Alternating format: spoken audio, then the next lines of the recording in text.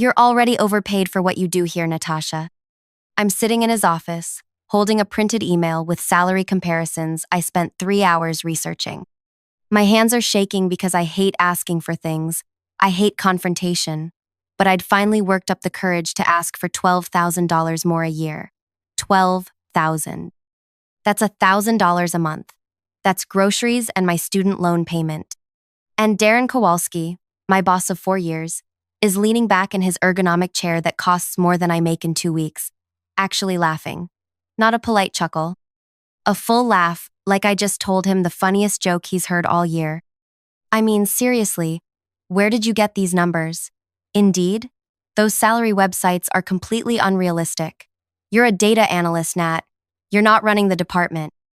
The thing is, I kind of am running the department, but I'll get to that. I'm Natasha Chen.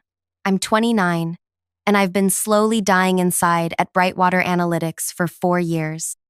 It's a mid-sized consulting firm that helps companies make sense of their data, and I'm good at my job. Really good. The kind of good where people email me directly instead of going through proper channels because they know I'll actually solve their problems. Before I go deep into this whole mess, please like this video, subscribe to the channel, and let me know where you're watching from in the comments, because I need to know I'm not alone in this. I need to know other people have felt this small, this dismissed, this absolutely done with being treated like they're disposable. And honestly, I need the validation right now. So there I am, watching my boss laugh at me, and something breaks inside my chest. Not dramatically, just this quiet snap, like a rubber band that's been stretched too long. The market rate for someone with my experience and skills is between $78,000 and $85,000. I say, reading directly from my printout because my brain has stopped working properly. I'm making 62. Market rate, he repeats, like I said something in a foreign language. Natasha, you have to understand, we're not Google. We're not some tech startup throwing money around. We're a family business. Family business. I want to throw something. Brightwater Analytics was started by his uncle in 1987. And yes, half the management team shares DNA. But we're not exactly a mom-and-pop shop. We've got 43 employees and clients like Marriott International and the state of Maryland. I understand that, I say, but I haven't had a real raise in 3 years. Cost of living adjustments don't count. You got promoted to senior analyst 18 months ago. With a 2% increase. That's still an increase. I can feel my face getting hot. Darren, I trained the last 3 people you hired. I cover for James when he's out, which is basically every Friday. I rebuilt the entire client reporting system when it crashed in February. You did your job. He's not laughing anymore, but his voice has this edge that makes me want to disappear into the floor. Look, I get it. Everyone wants more money. But you're 29 years old. You live alone in a 1-bedroom apartment. It's not like you're supporting a family. And there it is. The thing that makes me want to scream. Because what does my personal life have to do with the value of my work? What does being single and childless have to do with whether I deserve to be paid fairly? That's not really relevant to my performance or the market value of... It's completely relevant. Sarah Morrison has 3 kids and a mortgage. James Peterson is getting married next year. They have real expenses. Sarah Morrison, who I've covered for during 2 maternity leaves and who still CCs me on emails to clients because she doesn't understand pivot tables. James Peterson, who takes 2-hour lunches and calls me at 9 p.m. because he's finally looking at the reports that were due that morning. I should leave. I should stand up, thank him for his time, and walk out of his office with whatever dignity I have left. Instead, I just sit there like an idiot, staring at my printed salary research, feeling my face burn with embarrassment. Look, Nat, you're doing fine. You're reliable, you're smart, and we appreciate you. But asking for a 19% raise? That's just not realistic. Maybe we can revisit this next year. Next year. Always next year. I finally stand up and my legs feel shaky. Okay, thanks for your time. Don't look so defeated, he says, and I swear to God he actually smiles. You're young. You've got plenty of time to work your way up. I walk back to my desk in this weird fog. My cubicle is in the back corner of the office, next to the printer that jams every third job and across from the break room where everyone can see my computer screen. I've been in the same spot for 4 years, watching new hires get offices while I organize their training materials. Jennifer from HR waves at me as I sit down, and she has this sympathetic look that makes me wonder if everyone knew how this meeting was going to go except me. Like maybe they've been taking bets on how long it would take Darren to crush whatever was left of my professional self-worth.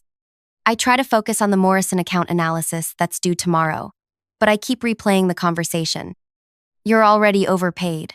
The casual way he said it, like it was obvious, like I was stupid for not knowing my place. My phone buzzes with a text from my sister. "How did it go?" I don't answer. The thing about working somewhere for 4 years is that you start to believe their version of your worth.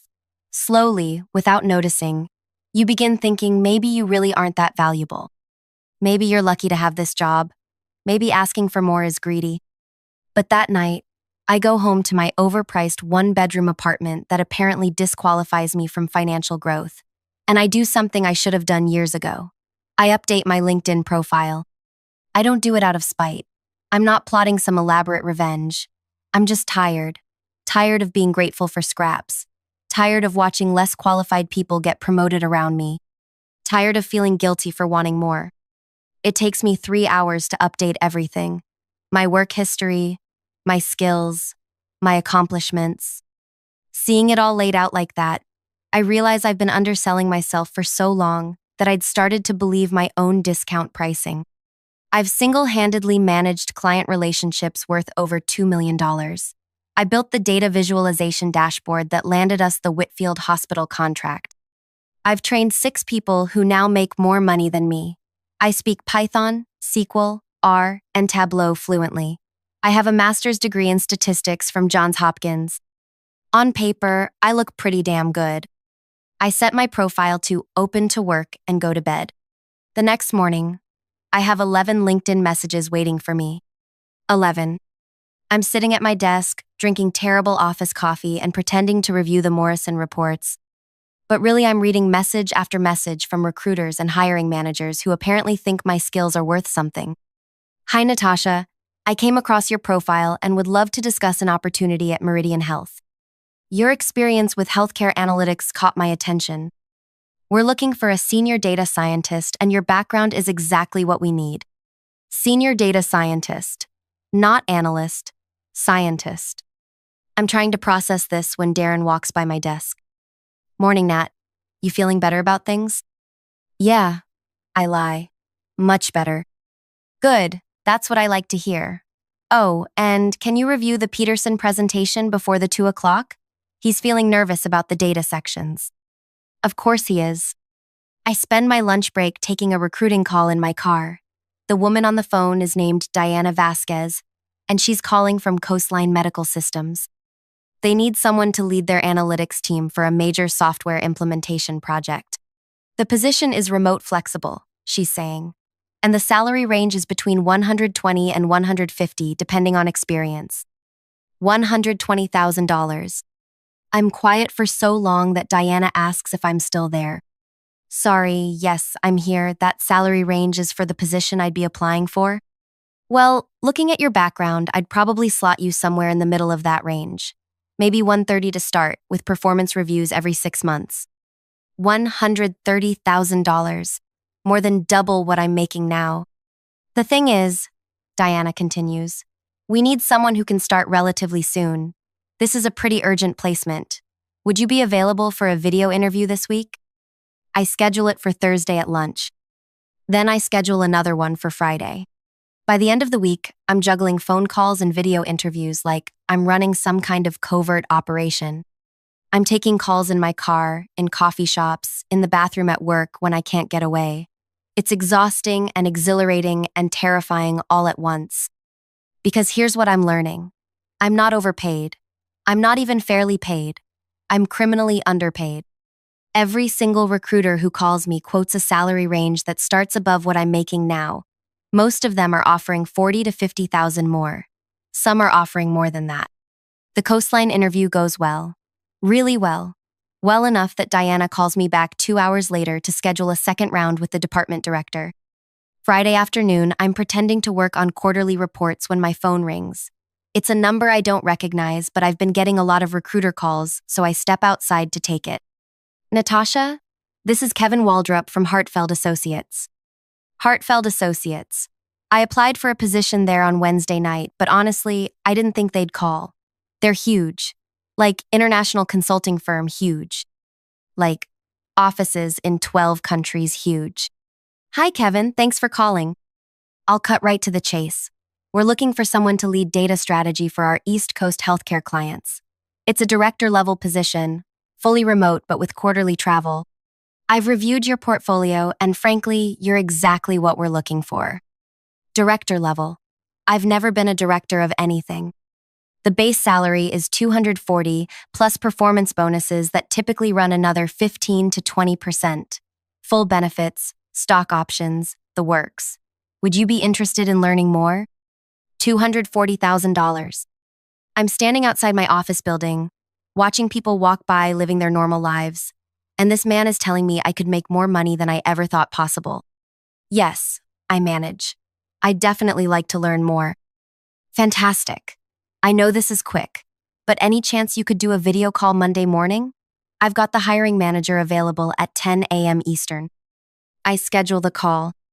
I go back inside feeling like I'm walking through a movie about someone else's life. This doesn't happen to people like me. People like me stay in jobs where they're undervalued and should be grateful for cost of living adjustments. But apparently, that's not true. The Hartfeld interview is on Monday. The Coastline second round interview is Tuesday. I have 3 other interviews scheduled for next week. And you know what the really crazy part is? I'm good at this. I'm good at interviews when I'm not desperate, when I'm not begging for scraps. When I know my worth, I can talk about my work with confidence. I can list my accomplishments without apologizing for taking up space. Wednesday of the following week, Diana from Coastline calls with an offer. $135,000, full remote, 4 weeks vacation, health insurance that doesn't have a $3,000 deductible. I'm in my car again, parked outside a Starbucks because I can't take these calls at work anymore. Someone's going to notice. This is a formal offer, Diana says. I'll email you the details this afternoon. How are you feeling about everything? How am I feeling? I'm feeling like I want to drive straight to Darren's office and quit without notice.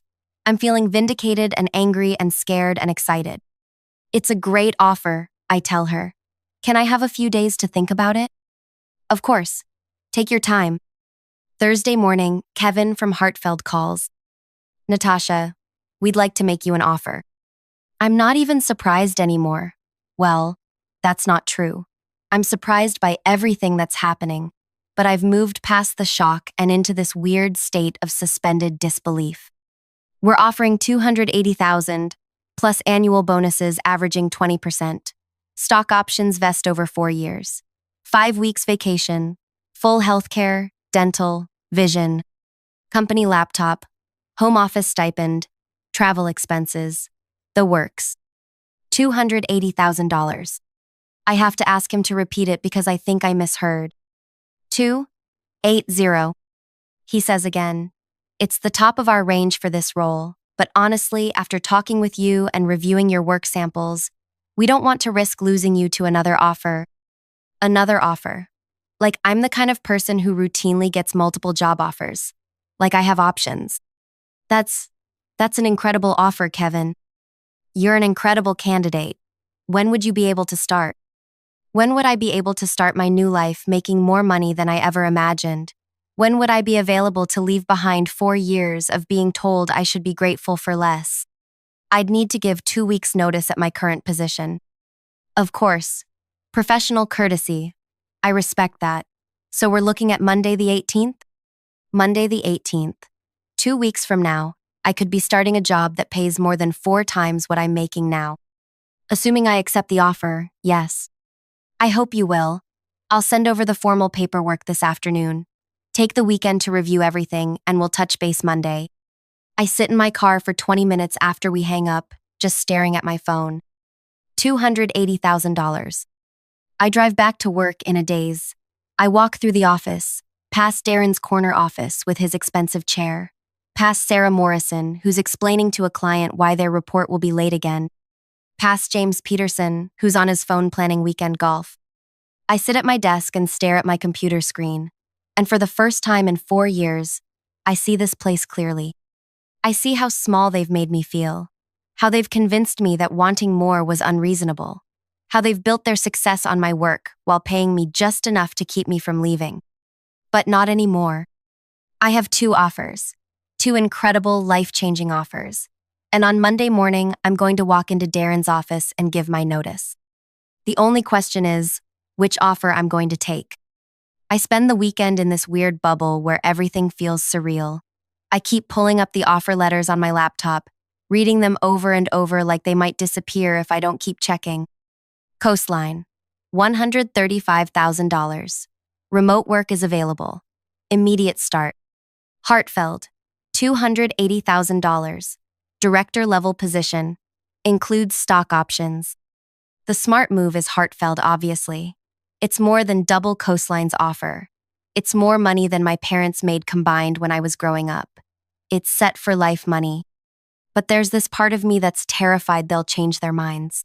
That someone will call Monday morning and say, "Actually, we made a mistake. We meant to offer you half that, because people like me don't get offers like this." Except apparently we do. Monday morning, I wake up at 5 a.m. even though my alarm isn't set until 6:30. I can't sleep. I keep rehearsing what I'm going to say to Darren, how I'm going to handle this conversation without completely burning bridges. I get to work early because I want to get this over with before I lose my nerve. The office is mostly empty, just me and a few other people who either love their jobs or hate themselves. I sit at my desk and practice typing my resignation letter. Dear Darren, please accept this letter as my formal 2 weeks notice. Delete. Dear Mr. Kowalski, I am writing to inform you of my resignation. Delete. This letter serves as formal notification that I am resigning from my position. God, this is harder than I thought. How do you professionally tell someone who laughed at your worth that you're leaving for more money than they probably make? At 8:30, I see Darren walk in with his usual Monday morning Starbucks and newspaper. He's got this routine where he reads the sports section first, then checks his emails, then starts bothering people about their weekend productivity. I give him 20 minutes to settle in, then I walk over to his office. Hey Darren, do you have a few minutes? Sure, come on in. Close the door. He doesn't look up from his computer. I actually wanted to talk to you about the Morrison account. I think we need to restructure some of the reporting timelines. I sit down across from his desk, holding my resignation letter that I finally finished typing 5 minutes ago. Actually, I need to discuss something else first. Something in my tone makes him look up. I'm giving my 2 weeks' notice. The words come out steadier than I expected. Clean and simple and final. Darren stares at me for a full 30 seconds without saying anything. I can hear the office printer warming up outside his door, someone making coffee, normal Monday morning sounds. You're quitting? Yes. Why? What happened? Did someone say something to you? And this is the moment I've been waiting for without realizing it. The moment where I get to tell him exactly why I'm leaving. I found a position that values my skills appropriately. Natasha, if this is about our conversation last week, it's not about the conversation. It's about the outcome of the conversation. He leans back in his expensive chair, and I can see him calculating, trying to figure out how much trouble this is going to cause, who he'll have to reassign my work to, how long it'll take to replace me. What kind of offer are we talking about here? Because maybe there's room for negotiation. 2 weeks ago, I would have fallen over myself to hear him say those words. 2 weeks ago, the possibility of negotiation would have felt like winning the lottery. Now it just makes me tired. I don't think we're in the same ballpark, Darren. Try me. What are they offering? I almost tell him. I almost say $280,000 just to watch his face change. But something stops me. Maybe it's professionalism. Maybe it's self-preservation. Maybe I just don't want to give him the satisfaction of knowing exactly how much he undervalued me. Significantly more than my current salary. How much more? 10,000? 15? He still doesn't get it. He still thinks I'm in his league, playing by his rules. More than that. 20? 30? Come on, Nat, help me out here. I can't make a counteroffer if I don't know what we're working with. I don't want a counteroffer, Darren. I've made my decision. This is when his expression changes. When he realizes this isn't a negotiation tactic or a plea for attention. This is actually happening. You're serious. Completely serious. What company? I'd rather not say until everything is finalized. Is it a competitor? Because you know there's a non-compete clause in your contract. And there it is. The threat. The attempt to make me feel trapped and guilty for wanting more. I've reviewed my contract. This position doesn't violate any non-compete restrictions. I haven't actually reviewed my contract that carefully, but I'm pretty sure Darren hasn't either. Natasha, I think you're making a mistake. New jobs are risky. You don't know the company culture, the management style. You've got security here. You're part of the team. Part of the team. The team that forgot to invite me to salary reviews and promotion discussions. I appreciate that, but I've made my decision. What if we revisited your compensation? I know we said next year, but maybe there's something we can do now. Now that I'm leaving, suddenly there's budget flexibility. I'm not interested in revisiting anything. My last day will be Friday the 25th. I stand up to leave, but Darren keeps talking. Just think about this over lunch, okay? Don't do anything hasty. We can figure something out. I walk back to my desk feeling lighter than I have in years. It's done. I actually did it. But the weirdest part? I don't feel vindictive or angry anymore. I just feel free. The next few days are strange. Word spreads pretty quickly that I'm leaving. And suddenly everyone wants to know where I'm going and why I'm leaving and whether I'm happy and if the new company is hiring. Sarah Morrison corners me by the coffee machine Wednesday morning. I heard you're leaving. That's so crazy. Where are you going? A consulting firm. Local? Remote? Remote. Oh my God, I'm so jealous. I've been trying to get approval to work from home 1 day a week for like 6 months. What's the pay like? Everyone wants to know about the money. It's like they can sense that something bigger is happening here. That this isn't just a lateral move to another similar company. It's a good opportunity, I tell her. But like, how much better? Because I've been thinking about looking around too, but I don't know if it's worth the hassle unless it's significantly more, you know? I want to tell her. I want to tell all of them that there are jobs out there paying twice what they make, that companies exist that actually value their employees, that we've all been settling for so much less than we're worth. But I don't, partly because it feels like bragging, and partly because I'm not sure they'd believe me. Thursday afternoon, Darren stops by my desk again. Hey, you got a minute? We walk back to his office, and this time he closes the door behind us. I've been thinking about our conversation Monday, and I want to make you an offer. Here we go. I talked to my uncle, and we're prepared to bump you up to $75,000, plus we'll fast-track you for a promotion to lead analyst. That would come with your own office and a small team to manage. $75,000. A $13,000 raise. Exactly $1,000 more than what I originally asked for. 2 months ago, this offer would have changed my life. It would have felt like winning, like finally being recognized and valued. Now it feels insulting. I appreciate the offer, Darren, but I've already accepted the other position. You signed a contract already? I gave them my verbal commitment. Verbal commitments aren't binding. Look, what if we went to 80? That's a 30% increase from where you are now. 80,000. Still less than the lowest offer I got from any of the companies that called me. It's not about the money anymore. That's not entirely true. It's absolutely about the money, but it's also about respect and trust, and the fact that they only want to pay me what I'm worth when I'm walking out the door. What can I do to change your mind? Seriously, name it. And this is the moment I realize that Darren is scared. Actually scared. He's finally done the math on what my leaving means for the department, for his workload, for the projects that only I know how to handle. Nothing, there's nothing you can do. Friday is my last day.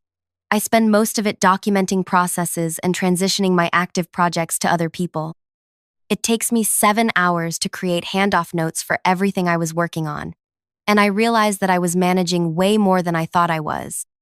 The Morrison account, the Peterson presentation templates, the client reporting dashboard, 3 different database projects, training materials for new hires, backup coverage for 2 other analysts. No wonder Darren panicked. At 5 p.m., I pack up my desk. 4 years of accumulated stuff, a desk plant, some framed photos, a coffee mug I brought from home, a stapler I bought myself because the office ones are terrible. It all fits in one small cardboard box. Darren watches me pack from his office doorway. You sure about this, Nat? I'm sure. What if the new job doesn't work out? You know you're always welcome back here. Thanks. I appreciate that. I don't appreciate it, actually. But there's no point in burning bridges, even bridges to places you never want to cross again. I walk out of Brightwater Analytics at 5:47 p.m. on a Friday, carrying my small box of personal items and feeling like I'm stepping into a completely different life. Monday morning, I start work at Hartfeld Associates. The onboarding process takes 3 days. 3 full days of training, system setup, meet and greets with my new team, and orientation sessions. They assign me a buddy for my first month, give me a $2,000 stipend for home office equipment, and send me a welcome package with company swag and a handwritten note from the CEO. My first paycheck is more than I used to make in 3 months. But here's the thing nobody tells you about revenge. It's not actually about the other person. It's not about proving them wrong or making them suffer. It's about proving to yourself that you were right all along. I was worth more than they were paying me. I did deserve better. I wasn't being unrealistic or greedy or demanding. I was being human.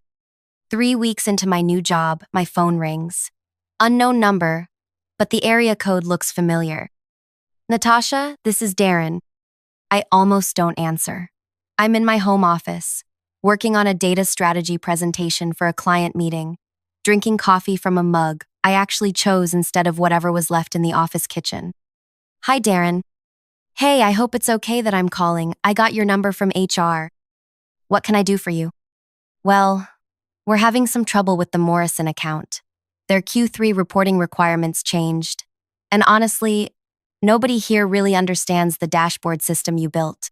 Sarah's been trying to figure it out, but Sarah doesn't understand pivot tables, much less complex data visualization dashboards. I documented everything before I left. I know. And your notes are great, really comprehensive. But there are some specific client requirements that weren't in the documentation, and we're kind of stuck. I wait for him to ask his actual question.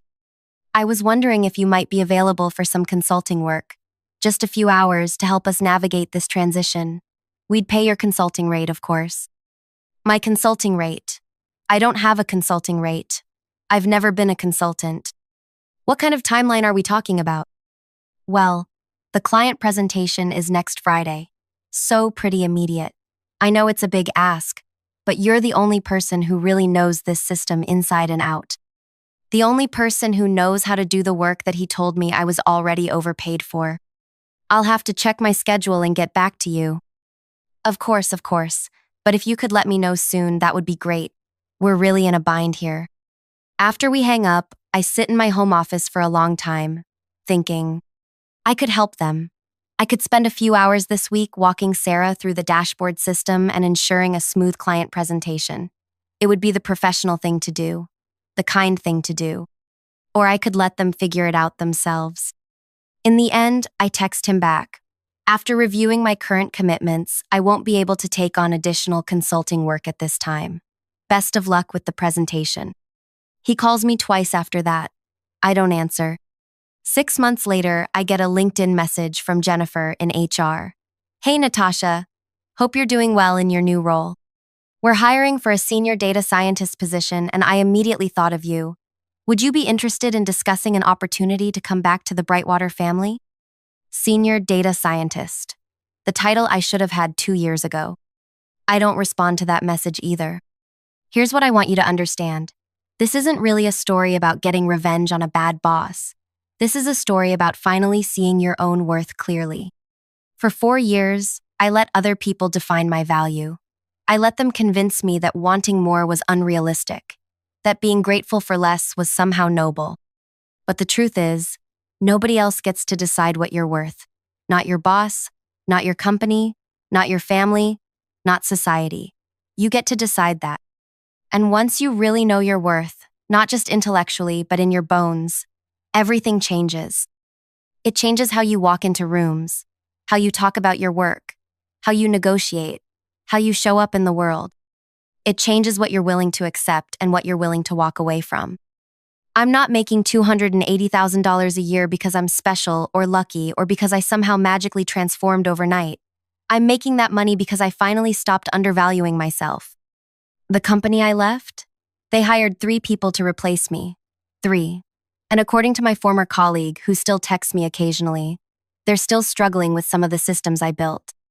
Darren got promoted to regional director 6 months after I left, which is hilarious, because his region is now performing worse than it has in 5 years. Sometimes the best revenge is just living well. Sometimes it's knowing that while they're scrambling to replace you with 3 people, you're building something bigger and better and more valuable than they could ever imagine. And sometimes, when your old boss calls you desperate and panicked, asking for help with work he once told you were overpaid to do, the sweetest revenge is just saying no. If you made it this far, please hit that like button and subscribe to the channel. And tell me in the comments, what's the biggest risk you've ever taken for yourself? When did you finally decide you were worth more? Because I need you to know that you are. You're worth more than whatever situation you're settling for. You're worth more than the people who make you feel small. You're worth exactly what you decide you're worth. And once you really believe that, everything becomes possible.